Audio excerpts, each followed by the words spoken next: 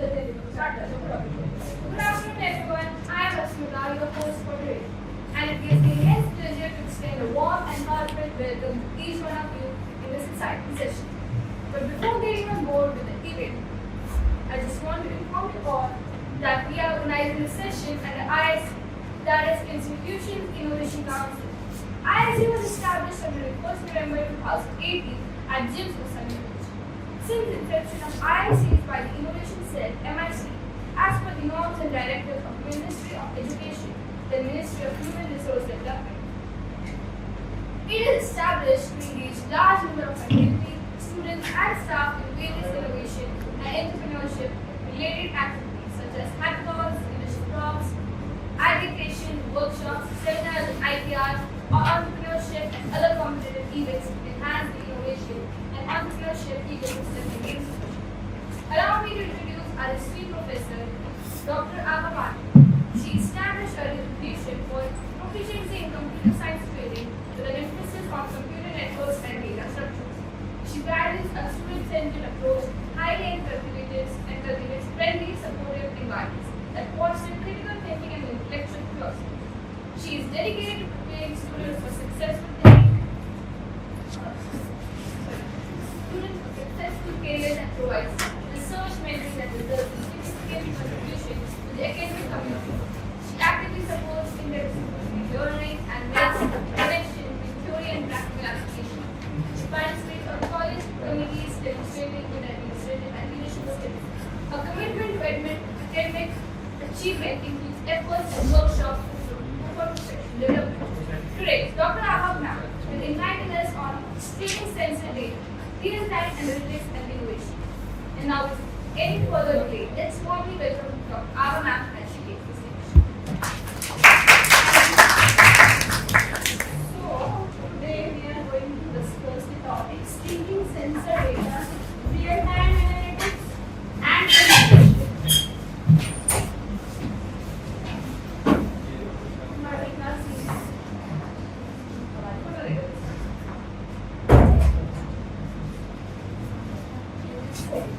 What do you understand by real-time data structure? Anyone? What is real-time data structure? Okay, start with what is data structure. What is data structure? What do you understand by data structure? Anyone? Types of data structure. It's not your Viva class. Primitive, non-primitive, okay. Linear, non-linear. इससे आगे बढ़ोगे? Data structure क्या है? Organization or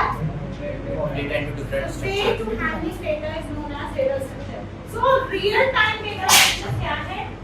Real-time data structure वो है जो आप real time में implement कर रहे हैं.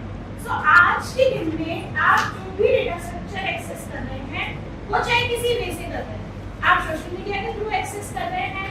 सो ये जो भी डेटा स्ट्रक्चर के पैटर्न्स हैं जिनके थ्रू आप इनको एक्सेस कर पा रहे हैं वो सारे रियल टाइम डेटा स्ट्रक्चर्स हैं. तो यहाँ पर हम डिस्कस करेंगे स्ट्रीमिंग एंड सेंसर एप्लीकेशन. जो भी आप स्ट्रीमिंग एप्लीकेशन वाला आप लोग तो बहुत अच्छे से जानते होंगे. बट आज streaming application of data structure क्यों स्ट्रीमलाइन नहीं करते गेम में? क्या करते हो? स्ट्रीमिंग करते नहीं करते? कौन-कौन से क्या ऑनलाइन गेम बताओ? क्या करते हो आप? गेम खेलते हो उसमें स्ट्रीमिंग करते हो ना अपने उनके साथ कंटेंट के साथ. स्पोर्ट करते हो. स्ट्रीमिंग का मतलब पता है? क्या करते हैं? पैरेलल आप गेम को पैरेलल प्ले करते हो. सो कहीं ना कहीं वो डेटा स्टोर होता है किसी न किसी मैनर में. सो जिस मैनर में वो डेटा स्टोर होता है वो है आपका रियल टाइम डेटा स्ट्रक्चर. ठीक है, जो आप पढ़ रहे हो ना थ्योरेटिकल डेटा स्ट्रक्चर, एरे है, हम इन्हें बोलते हैं. ये जो डेटा स्ट्रक्चर है ये है ट्रेडिशनल डेटा स्ट्रक्चर. इंटरेस्ट है, एरे है, क्यू है और ट्रीज है, ग्राफ है, स्टैक है. ये सारे आपके ट्रेडिशनल डेटा स्ट्रक्चर हैं. सो यहाँ पे आ जाते हैं इंट्रोडक्शन टू रियल. अच्छा, we will talk about the innovation in data structure. So innovation क्या है? यही है कि रियल टाइम स्ट्रक्चर में आप जो डेटा स्ट्रक्चर है उसको कैसे इनोवेट करके काम कर रहे हो या कैसे उसको यूज कर रहे हो। तो फर्स्ट यहाँ पे डेफिनेशन है रियल टाइम डेटा स्ट्रक्चर्स की, that are the specialized mechanism used to manage, manipulate and maintain. ये सेम डेफिनेशन है जो आप डेटा स्ट्रक्चर में पढ़ते हैं। Maintain rapidly updating data with minimal delay. They are the backbone of systems requiring immediate reaction to inputs. So यहाँ पर एक term use हुई है manipulate, maintain with minimum delay. What do you understand by minimum delay?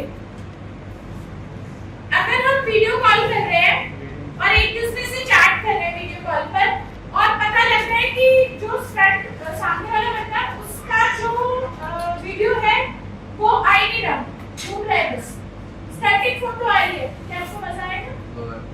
So delay क्या होता है? Network delay होता है जब आप एक दो लोग कम्युनिकेट कर रहे हैं ना, दोनों के कम्युनिकेशन में कितना कम से कम टाइम लग रहा है, ठीक है? जितना नेटवर्क डिले कम होगा उतना क्वालिटी अच्छी होगी। सो ये जो हम इनोवेशन की बात कर रहे हैं इन डेटा स्ट्रक्चर्स, ये किसके थ्रू इंप्लीमेंट हो रहा है? बेसिकली क्लाउड के थ्रू इंप्लीमेंट हो रहा है। सो क्लाउड में हम क्या मेंटेन कर रहे हैं? जो आप रियल टाइम डेटा स्ट्रक्चर हम यूज कर रहे हैं, लाइक हम यूज कर रहे हैं स्लाइडिंग विंडो हम यूज करेंगे या हम टेक्स्ट कंप्यूटिंग यूज करेंगे, आगे हम पढ़ेंगे इसके बारे में। तो क्या करेगा ये पैरेलल जो है हमारा डेटा उसको मैनेज करता है, मैनिपुलेट करता है, एज वेल एज उसमें डिले को reduce करता है। Then what are the importance? So in an era driven by instant decision making, real-time data structures support processes where delay is unacceptable, like monitoring heart rates, or stock exchange. So अगर हम बात करें medical thing में, अगर मुझे वहाँ data structure maintain करना है और मुझे रियल टाइम डेटा, अच्छा रियल टाइम समझते क्या मतलब होता है, जिसको आप लाइव एग्जाम्पल बोलते हैं। अगर मैं वहाँ पर डेटा स्ट्रक्चर यूज कर रही हूँ और मैंने किसी मॉनिटरिंग मशीन पे लगा दिया स्ट्रक्चर, ठीक है, और वहाँ पे आपके सपोज वेंटिलेटर पे कोई पर्सन है, बहुत सारे डिवाइसेस लगे हैं, तो पहले हम क्या कर रहे हैं? उन सबको मॉनिटर कर रहे हैं। तो डेटा स्ट्रक्चर क्या कर रहा है? वो जो डेटा है उसको मेंटेन कर रहा है। तो वहाँ पे स्टैक यूज हो रहा है, आपका डेटा न्यू डेटा ऊपर आते जा रहा है, प्रीवियस डेटा नीचे जाता है। जब हम उसको रिट्रीव करेंगे तो पूरा डेटा हमको शो होगा। तो हम अभी करंट सिचुएशन क्या है पेशेंट की, वो टॉप से रिट्रीव करते हैं। तो that is real time data structure. और स्टॉक एक्सचेंज में भी हम डेटा स्ट्रक्चर मेंटेन कर रहे हैं, हम वहाँ पे कोई ना कोई डेटा स्ट्रक्चर इंप्लीमेंट कर रहे हैं सो दैट स्टॉक एक्सचेंज की अपडेट हमारे पास, रियल अपडेट हमारे पास ऑलवेज अपडेट होती है। देन एप्लीकेशंस कहाँ पर है? तो जैसे मैंने बताया स्टॉक एक्सचेंज तो भी बताया आपको, हॉस्पिटल्स में बताया, ऑटोनोमस व्हीकल्स में यूज कर रहे हो, लाइव वीडियो में यूज कर रहे हो, स्टॉक मार्केट एनालिसिस में, फ्रॉड डिटेक्शन में यूज कर रहे हो, as well as payment system में। 4 से मैंने स्टार्ट किया। तो ये सारे आते हैं इनोवेशन के अंदर। सो यहाँ पर डेटा स्ट्रक्चर में उसको इनोवेट करके हम उसको रियल डेटा स्ट्रक्चर में इंप्लीमेंट कर रहे हैं। तो हम यहाँ पर समझते हैं what are real time system. So real time system क्या है? That must process inputs and produce outputs with a specific time constant, failing which the consequences can be severe. So यहाँ पर वो डेटा स्ट्रक्चर है जिसकी आपको instant requirement है। हम क्लाउड में कौन सा डेटा रखते हैं? जो हम रिपोर्ट लेके एक बार उसको पूरा रिव्यू करना है। अभी आप लोगों ने क्लाउड नहीं पढ़ा, आपको सिर्फ इतना पता है कि आपका जो व्हाट्सएप का डेटा है, मेल का डेटा है, वो क्लाउड में पड़ा है। लेकिन अगर बहुत बड़ी कंपनी हो गई और वो अपना डेटा क्लाउड पे रख रही है, इन दैट केस वो किस लिए रख रही है? रिव्यू करने के लिए। लास्ट अगर मैं देख रही हूँ मेरे लास्ट ईयर की जो मार्केट प्रोडक्शन है वो क्या थी और उसके हिसाब से मुझे स्ट्रेटजीज बनानी है, मुझे बजट बनाना है, तो मैं वो रिव्यू करूंगी, रिपोर्ट निकालूंगी, उसके बाद वो रिपोर्ट आपको एनालाइज करके बताएगी कि अब आपको बजट कैसे मेंटेन करना है, अब आपको अपनी न्यू स्ट्रेटजी क्या बनानी है, सो सेल्स आपकी इंक्रीज हो, प्रॉफिट इंक्रीज हो, ठीक है, और कम से कम इनपुट आपको लगाना पड़ेगा। तो दो टाइप के यहाँ पर रियल टाइम सिस्टम है, एक तो हार्ड रियल टाइम सिस्टम है, दूसरा soft real time system. Hard real time system कहाँ पर यूज हो रहा है? बेसिकली जो हार्ड रियल टाइम सिस्टम है वो सिस्टम है जहाँ पर आप डेडलाइन को मिस नहीं कर रहे हैं। देखो ऐसा सिस्टम जो है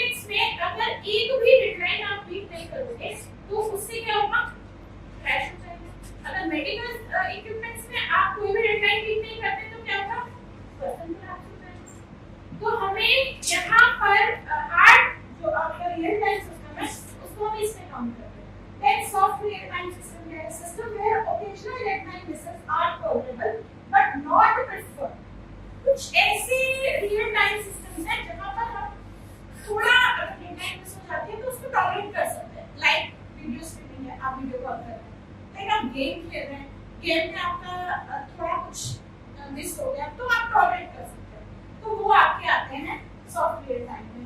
अब ये एग्जांपल बता रहा है रियल टाइम का flight control system, missile guidance and emergency medical devices. ये एक्चुअली ये जो तीनों हैं ये हम हार्ड रियल टाइम में बोलते हैं।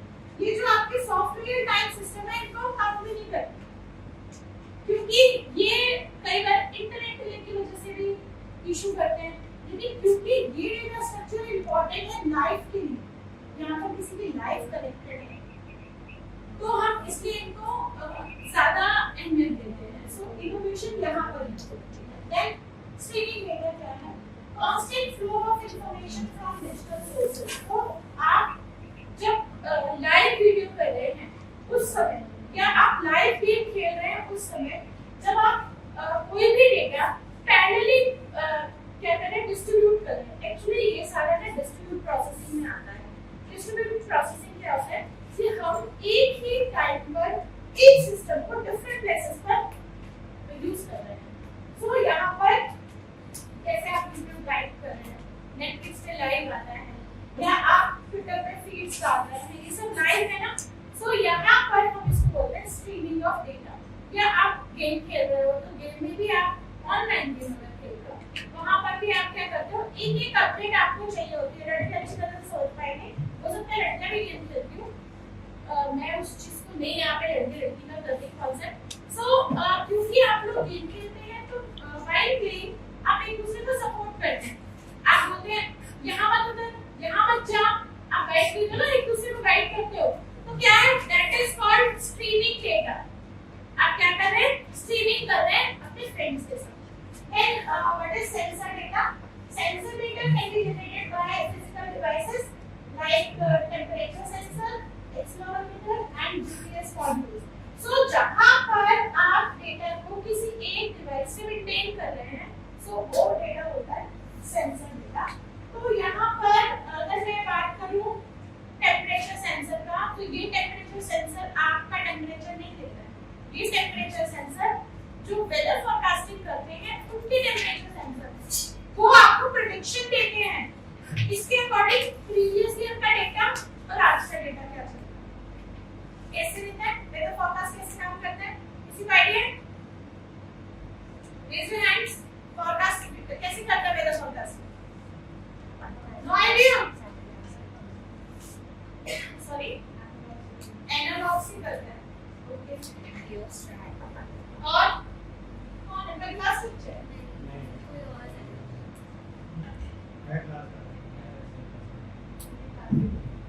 सो वीडियो कर दो बेटा। तो हम बात करेंगे वेदर फोरकास्टिंग की। तो वेदर फोरकास्टिंग कैसे होती है? What is the innovation in weather forecasting nowadays? आप क्या ऐड कर रहे हो उसमें? पहले वेदर फोरकास्ट कैसे होती थी? है किसी को आइडिया? पहले साल की डेट देख लेते, उस डेट पे क्या हुआ था और उससे कंपेयर करते हैं। और एक उसके 10-15 दिन पहले का भी देख लेते, उसके थ्रू निकाल उससे पीछे चले जाओ। ट्रेडिशनली हम कैसे वेदर फोरकास्ट करते थे? Any idea? सन से, ओके, विंड से।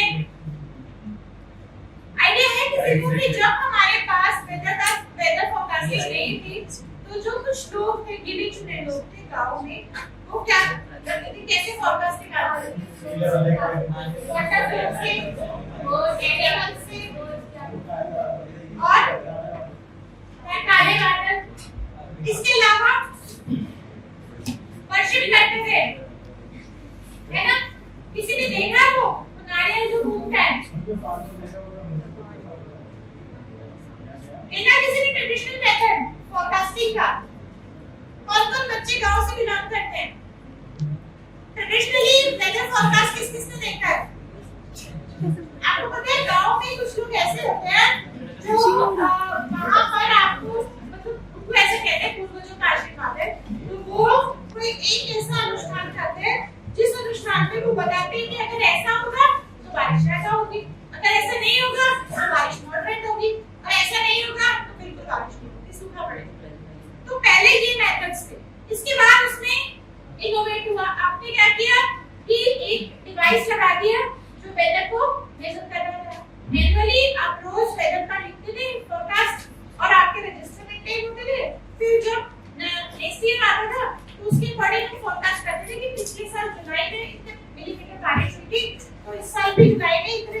बारिश होने की संभावना है। तो अब क्या किया, इस साल बारिश नहीं, तो क्या करेंगे, पिछले 3 ईयर का कंपेयर करेंगे, इसको निकालेंगे कि 3 साल में बारिश हो रही है, एक साल होती है दूसरे साल नहीं होती है, या अगस्त में ज्यादा बारिश हो रही है तो वो आपको ये रिपोर्ट दे देंगे कि इस साल अगस्त में बारिश होगी, जुलाई में नहीं होगी। ठीक है, तो अब जो तरीका है वो क्या है, सारा डेटा जो वेदर फोरकास्टिंग की जो डिवाइसेस लगे हैं, टेंपरेचर कंट्रोल लगे हैं, वो सेंसर्स के थ्रू क्लाउड पे चला जाता है। और क्लाउड क्या करता है, रिपोर्ट जनरेटर है ना उसके पास, वहां से रिपोर्ट जनरेट करता है और उससे आपको वेदर का फोरकास्ट मिलता है। वन मोर थिंग, सैटेलाइट से हम हमारे पास, तो सैटेलाइट से भी फोरकास्ट हो जाता है, वो भी प्रीवियस ईयर का डेटा अक्यूमुलेट करता है, उसको रिपोर्ट बनाता है, उसके बाद वो जनरेट करता है कुछ स्पेसिफिक फीचर्स, उनसे आपको रिजल्ट मिलता है, सो वेदर फोरकास्ट होता है। तो पहले एक साल लोग कहते थे अगर वेदर फोरकास्टिंग में ऐसा हो रहा है कि आज बारिश होगी तो आज बारिश नहीं, अगर आज ये लिखा है कि धूप चलेगी तो आज धूप नहीं चलेगी। पहले वेदर फोरकास्ट ऐसा होता था, आज से 10 साल पहले। जब से क्लाउड इंप्लीमेंट हुआ है तब से फोरकास्ट बहुत एप्रोप्रिएट हुआ है। This is the innovation in forecasting. ठीक है, सिर्फ जीपीएस मॉड्यूल्स हैं, देन फ्यूजन ऑफ कोड, कई जगह हम दोनों चीजें यूज कर रहे हैं, तो स्मार्ट होम्स है, हेल्थ मॉनिटरिंग है, इंडस्ट्रियल ऑटोमेशन है। ये किसी को पता है स्मार्ट होम्स का कांसेप्ट क्या है? आईओटी डिवाइस का क्या कांसेप्ट है इसका? डू यू नो अलेक्सा क्या करती है? वो सेम नेटवर्क में टेक्नोलॉजी सारे एक वाईफाई से सारा नेटवर्क कनेक्टेड हो जाए और वो सारे उनको आप ऑपरेट कर सकते हैं with the help of some remote और योर फोन। और आजकल इस तरह की डिवाइसेस आ गई हैं, स्मार्ट होम में आ रही है वो भी, कि आप घर बैठे मशीन को इंस्ट्रक्शन दे सकते हो, मैं आ रही हूं इतने कपड़े धो के रखना, मतलब इंस्ट्रक्शन इन द सेंस कि उसमें बटन्स हैं, तो आप वो प्रेस कर सकते हो, विद इन 1 आवर वो स्टार्ट हो जाएगा। रूम आप अपना घर पहुंच रहे हो, एसी ऑन हो जाएगा, कपड़ा ठंडा मिलेगा। अगर मैं खाना डिवाइस में लगा के आपको पता है जो कुकिंग डिवाइस भी आ गई है, उसमें आप मटेरियल डाल दीजिए और हाफ एन आवर में आपको खाना बना हुआ मिल जाएगा। उसमें इंस्ट्रक्शन दे दीजिए कि आज मुझे उपमा खाना है, जो उपमा के इंग्रेडिएंट्स हैं वो उसमें डाल दीजिए, तो आपको उपमा रेडी मिलता है। This is the innovation in data structures. So वो कैसे कर रही है? अब तुम बोलोगे कि डेटा स्ट्रक्चर से कैसे रिलेटेड है, तुम्हारे दिमाग में क्वेश्चन आ रहा होगा। सो यहाँ पर जब भी हम कंप्यूटर्स में कोई टर्मिनोलॉजी, कोई टेक्नोलॉजी यूज करते हैं, स्ट्रक्चर वहां पे यूज करते हैं। और वो सारे स्ट्रक्चर कौन से हैं? Stack, Q, array, linked list, tree, graph. बस क्या करते हैं, उनको इनोवेट करते हैं, न्यू फॉर्म में इनोवेट करते हैं। तो पढ़ेंगे कौन कौन सी इनोवेशन है डेटा स्ट्रक्चर में, रियल टाइम में हम उनको कैसे यूज कर रहे हैं। Then why real time better? तो यूजर एक्सपीरियंस है, आपको लैग फ्री रिस्पॉन्सेस चाहिए, एंड सेफ्टी है, एंड डिसीजन मेकिंग है। तो ये हेल्प करता है कि हम रियल टाइम डेटा स्ट्रक्चर को यूज करें। देन टाइमली है, कैरेक्टरिस्टिक्स है इसके, कंटीन्यूअस है। टाइमली मींस क्या है? जब आपको चाहिए मिलीसेकंड्स में आपके पास अवेलेबल है डेटा। देन कंटीन्यूअस है, flow is never ending stream. तो कंटीन्यूअस जब आप लाइव स्ट्रीम कर रहे हो तो आपको 1 मिनट डेटा चाहिए, वो आपको कॉम्प्रोमाइज कर रहा है, ये प्रोवाइड कर रहा है, रियल टाइम डेटा प्रोवाइड कर रहा है। देन वोलेटाइल है, किसी तरह का भी डेटा आप ले सकते हैं इसमें। वोलेटाइल का मतलब क्या होता है?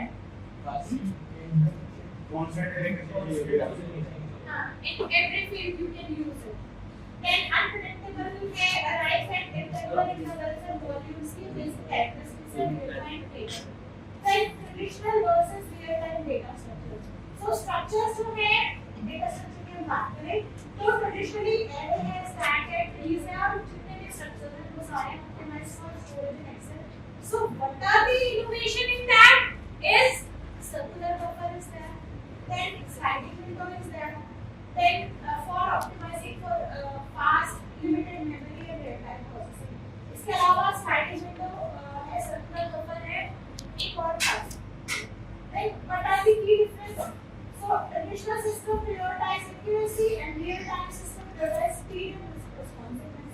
अब हम ये नहीं बोलेंगे कि अगर traditional accuracy provide कर रहा है तो वो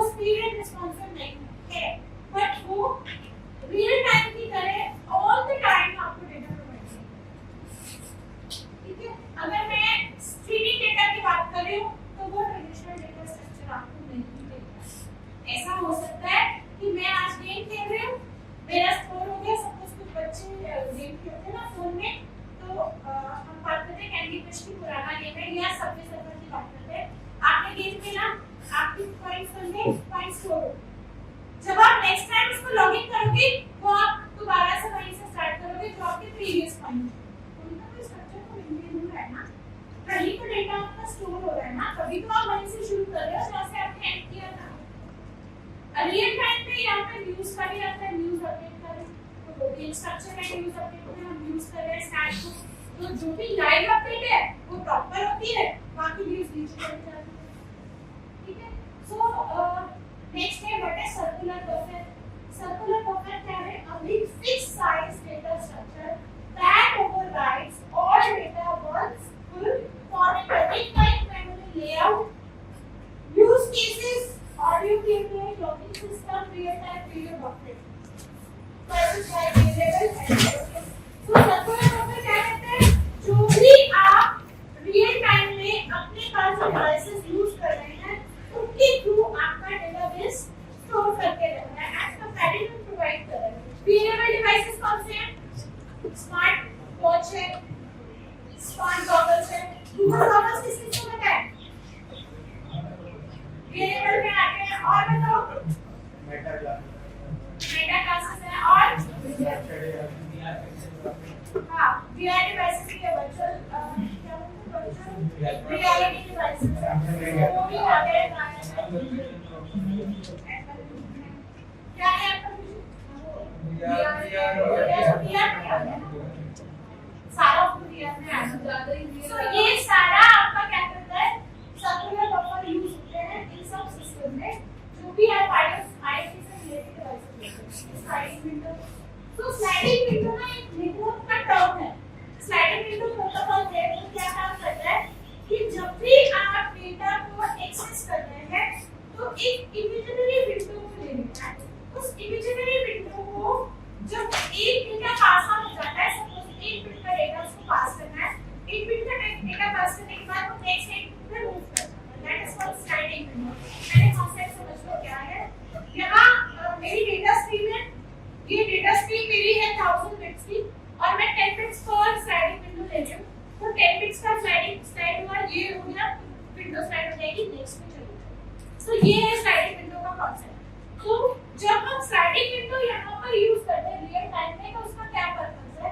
it's retain a dynamic version of recent data for training analysis and filtering. कहाँ पर यूज करते हैं? हम नेटवर्किंग कॉम्पोनेंट में, ऑनलाइन लर्निंग एनवायरनमेंट में, मूवी सेगमेंट। इसका एडवांटेज क्या है? It limits memory use by maintaining relevance of data. So ये जो एडवांटेज है ना, इंस्टेंटली क्या एडवांटेज है? ये हर क्लाउड में एडवांटेज मिलेगा। So जब आप स्लाइडिंग विंडो यूज कर रहे हैं तो आप कहीं पर भी स्टोर करके नहीं रख रहे हैं। आप क्या कर रहे हैं? इतना डेटा यूज हुआ, आपने इसको कंज्यूम कर लिया, नेक्स्ट पे मूव करते हैं, इसको स्टोर नहीं। ठीक है, so this is sliding window and this is innovation for sliding window protocol। ये नेटवर्किंग है, लेकिन ये डेटा स्ट्रक्चर का है। So this is innovation in sliding window over cloud computing। Then count bin sketch, what is count bin sketch? Use multiple hash function to estimate frequency of items in a data stream with space efficiency। Application कहाँ पर है? Spam detect करने में, monitoring network traffic में, and web analytics। Trade-off क्या है? Allows overestimates but never underestimate, guarantees conservative counting। अब hashing क्या है? हैशिंग हम लोग करते हैं, किसमें यूज होती है? इंडेक्सिंग के लिए यूज होती है। तो जब आप हैश फंक्शन यूज कर रहे हैं तो जहां पर भी हैशिंग आपने इंप्लीमेंट की, दैट इज एक्यूरेसी। हैशिंग की क्या है? वो time and space complexity, time and space complexity, open randomly. Open का मतलब क्या है? आपने वो बेस्ट सर्च आपको प्रोवाइड कर रहा है, जब आपने डिमांड की तब आपको डेटा प्रोवाइड हो गया। सो यहाँ पर काउंट बिन स्केच में क्या यूज हो रहा है? Hash function, multiple hash function parallelly आपने काम किया। Then other next thing, group filters। So to check if any element is a part of set. Now use है browsing the caching system and databases में. No false negative or possible false positive. तो इसका क्या मतलब है? जो two filters हैं, basically हम उस database को लगाते हैं जो database हमारा recently use हो रहा है, जिसका outcome हमें instant चाहिए. अगर हम Amazon से कोई परचेज कर रहे हैं, तो आपने शर्ट परचेज करनी है Amazon से, तो क्या आप ब्रांड देख के सीधा परचेज करते हो? क्या करते हो? एनालिसिस करते हो. क्या फ्लिपकार्ट पे इसी रेट पे मिल रही है? क्या आपको Amazon अजियो पे इसी रेट पे मिल रही है? क्या रिलायंस पे इसी रेट पे मिल रही है? जब आप कंपैरिजन कर लेते हो, तो उसके बाद में आप शर्ट परचेज करते हो कि अच्छा यहाँ डिस्काउंट ज्यादा मिल रहा है, यहाँ कूपन ज्यादा लग रहे हैं. तो ये एनालिसिस हम यहाँ पर करते हैं ब्लू फिल्टर्स. ये आपको प्रोवाइड करता है फिल्टर करके. जब हम मशीन लर्निंग पढ़ते हैं ना, तो आपको पता लगेगा कि फिल्टर्स इंप्लीमेंट कैसे होते हैं. तो वहां पर आप क्या करते हो? एनालाइजिंग करते हो. एनालाइजिंग के बाद ऑल द टाइम आप कुछ एक भी चीज नहीं, शर्ट की बात नहीं कर रहे. अगर आप पेन भी खरीदने जाते हो ना, तो एनालाइज करते हो कि मैंने ये वाला पेन खरीदा था, ये कंपनी चला था, वो वाला खरीदा था, उससे राइटिंग भी अच्छी थी, वो ज्यादा दिन चला था. तो हम हर जगह एनालाइज करते हैं. या जैसे मेरी क्लास में बच्चे एनालाइज करते हैं कि 15 मिनट लेट आना मैम कुछ नहीं है. अगर आधा घंटा लेट आना तो मैम कहती है कि अच्छा अटेंडेंस मत लेना, बैठ जाओ क्लास में. कभी-कभी मैडम भूल ही जाती है, अटेंडेंस भी दे देती है. मैं भूलती नहीं हूं, मैं जान के दे देती हूं. क्यों दे देती हूं? क्योंकि मुझे पता है तुम लोग बेचारे अटेंडेंस के लिए बैठे हो. सो ये एनालाइजिंग पैटर्न जो है हम क्लाउड में भी इंप्लीमेंट करते हैं और हम रियल लाइफ में भी इंप्लीमेंट करते हैं. सो डेटा स्ट्रक्चर को वहां पे इंप्लीमेंट करना इन सच अ वे कि हम उसको और एफिशिएंट बना सकें. फिर नेक्स्ट है अपना sensors in action. Sensors are hardware components that capture physical condition and convert them into electronic signals. So sensors आपको पता है क्या होते हैं? यहाँ पे definition भी देंगे. तो sensors आप कहाँ पर यूज करते हैं? आपने कहाँ पर देखे हैं sensors? Real life में गेट पे sensors देखे ना? ऑटोमेटिक गेट होते हैं ना, वो आपको सेंस करते हैं और जैसे आप पास में जाते हो गेट खुल जाता है, जैसे आप अंदर चले आते हो गेट बंद हो जाता है. हाइट जब आप वॉशरूम में हाथ सुखाने के लिए हैंड यूज करते हो या आप पानी के लिए भी टैप यूज होती है, तो आपने हाथ आगे किया, सेंसर हुआ, पानी आया, तो उसकी लिमिट होती है कि कितने अमाउंट ऑफ वाटर एक बार में आएगा. सो उससे क्या होता है? पानी की बचत होती है. तो ये जो सेंसर्स हैं ये भी इनोवेशन है. इस पर डेटा स्ट्रक्चर आप ये नहीं कर सकते पे कैसे इंप्लीमेंट कर सकते हैं? सोचो जरा. सेंसर्स में डेटा स्ट्रक्चर क्या यूज ऑन द टाइम. जब भी आप सेंसर यूज कर रहे हो, वो अपना रिकॉल करता है पूरा फंक्शनिंग कि मैं इसके पीछे क्या फंक्शनिंग है और वो फंक्शनिंग को इंप्लीमेंट करता है. आप जहाँ पर किस जगह ले रहे हैं, पावर टाइप करें, टेम्परेचर में, मोशन में, लाइट में, ह्यूमिडिटी, प्रॉक्सिमिटी. इसके अलावा आप सेंसर्स कहाँ पर यूज करते हो? अपने स्मार्टफोन में. जब आप स्मार्टफोन में अगर आपने एक्टिव किया है क्या फोटो सेंसर, अगर आप उसमें स्कैन करते हो फेस, तभी आपका फोन ओपन होता है. फिर अटेंडेंस सिस्टम है, अटेंडेंस सिस्टम में सेंसर है. अगर आप सामने जाते हो और वो आपको स्कैन करता है, तो हमारे तो कॉलेज में लगा हुआ है. कभी रिसेप्शन पे जाके देखना, वहाँ पे सेंसर लगे हैं. अगर वो सेंसर रेटिना स्कैन करता है, उसके बाद अटेंडेंस. तो वहाँ पे सबसे पहले पंचिंग का ना, पंचिंग सेंसर वो क्या करता है? फिंगरप्रिंट को सेंस करता है, उसके बाद आपका डेटा वहाँ से कंपेयर करता है और फिर आपका अटेंडेंस करता है. तो ये सारे कार पार्किंग के लिए सेंसर्स किसने देखे? कार पार्किंग के देखे किसी ने कार पार्किंग के लिए सेंसर कैसे काम करते हैं? ये मैंने देखी. फास्ट है लोग गाड़ी चलाते हैं, टोल पे करते हैं. नहीं, दिस इज नॉट पार्किंग. वो तो डेटा वो है, पार्किंग सेंसर्स नहीं है, वो तो वो है. क्या पे करते हैं आप? टोल पे करने के लिए ना, पार्किंग करते हुए. वो चलो हाँ, वो यूजिंग से डाटा में पार्किंग सेंसर गाड़ी को कैच करते हैं, तो वो फीड करने लगता है डाटा सेंसर. इसके अलावा आजकल सैंड स्टिक्स आ रही है, उसमें सेंसर लगा होता है। अगर कोई विजन इम्पेयर्ड पर्सन है और उसके पास एक स्टिक है जिससे वो सेंसर कर पाता है कि जो ऑब्जेक्ट है वो मेरे कितने पास में है। तो अगर वो ऑब्जेक्ट आसपास होता है तो वो सेंसर जो है वो बीप करने लगता है। तो वहां पर भी हम इस तरह के सेंसर फैक्ट्रीज में प्रेशर सेंसर। अच्छा ये क्या है फैक्ट्रीज में प्रेशर सेंसर का क्या मतलब है? फैक्ट्रीज में प्रेशर सेंसर कैसे यूज होता है?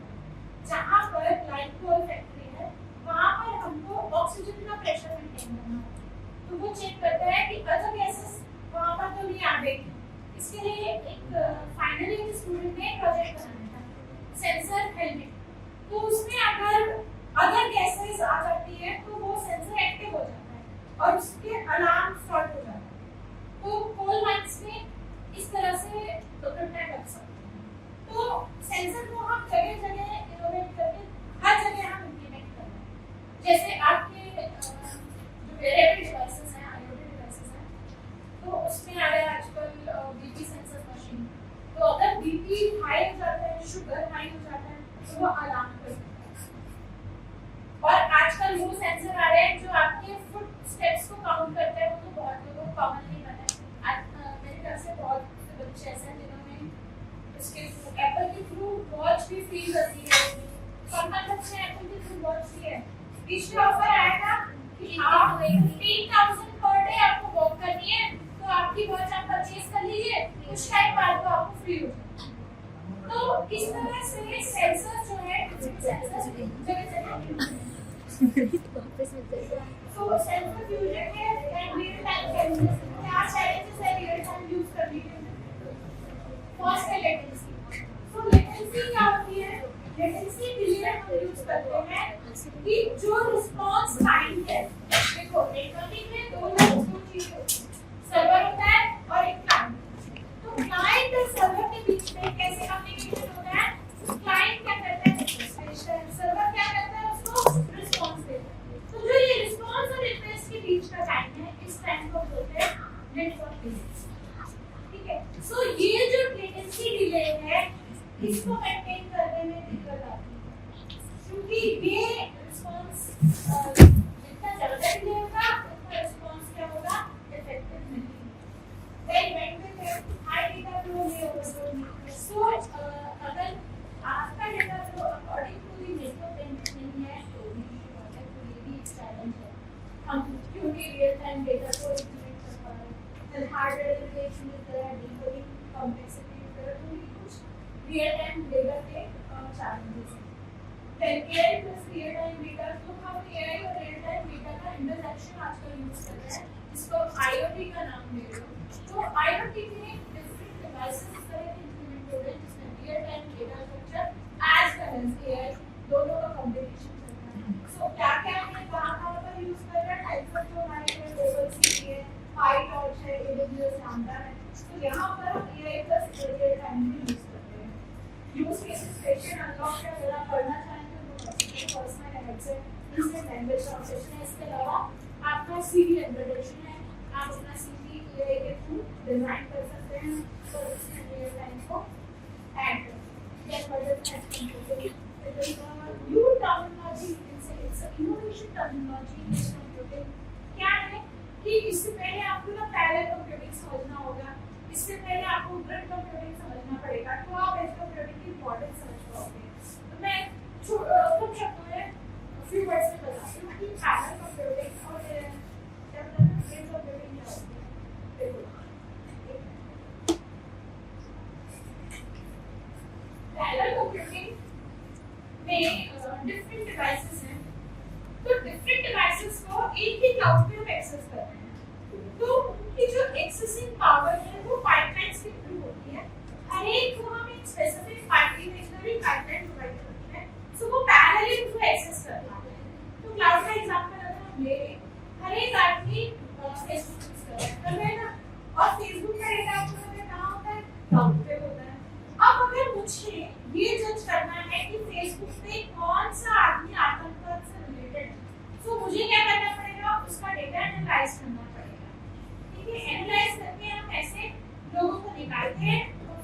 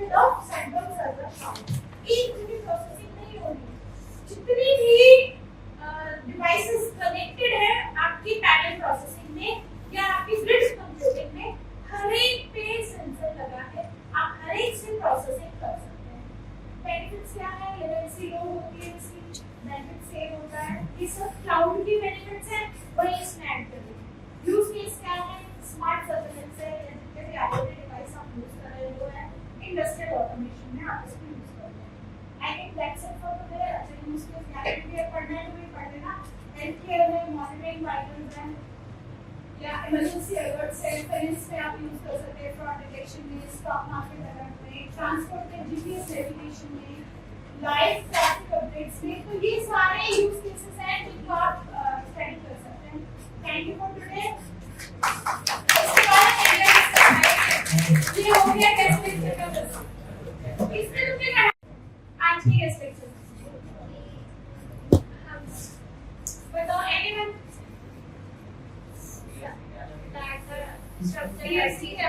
हाँ, पहली बात तो ये है कि तुम्हें पता ही नहीं था डीएसए कहाँ इंप्लीमेंट हो गया।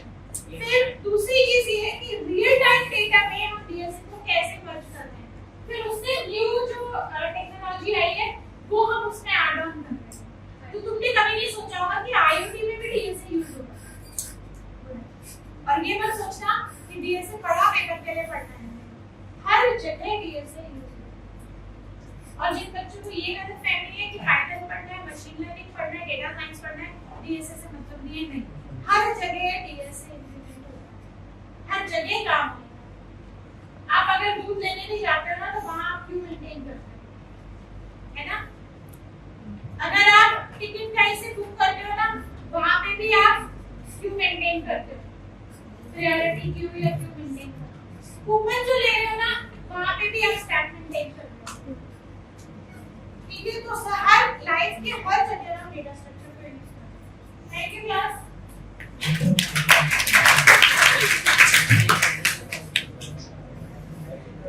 Thank you ma'am for your words of wisdom. I would like to thank you for such an informative session. Finally, thank you to the audience for being such